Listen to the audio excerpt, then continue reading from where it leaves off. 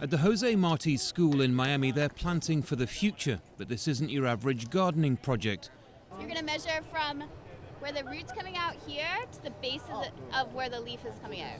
This school and dozens of others across the city are taking part in a scheme to reintroduce native orchids that were once commonplace. So this is the Florida cowhorn, this is the species. The idea is based on a similar project in Singapore, and the aim is to bring these blooms to Miami's urban streets.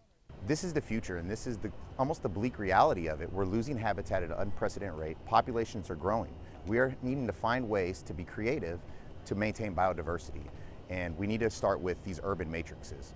The Million Orchid Project, which is funded by donations and grants, hopes to re-establish a healthy population of plants within 5 years, but the challenges are huge.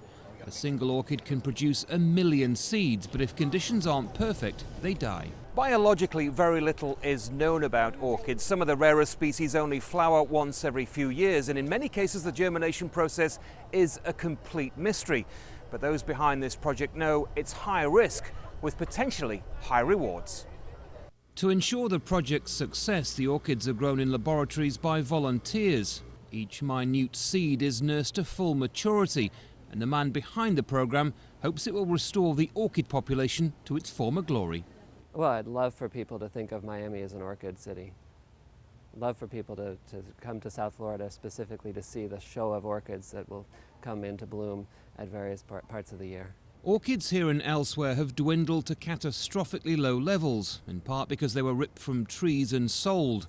Those behind the project expect some theft, but hope that Miami's next generation will be part of their rebirth. Just be fun, just seeing plants, new plants that you helped grow, being in the street and just knowing that you helped them. There are few orchids now left in the wild here, but if all goes well, South Florida's streets could soon be home to a healthy population of rare and delicate blooms. Andy Gallagher, Al Jazeera, Miami, Florida.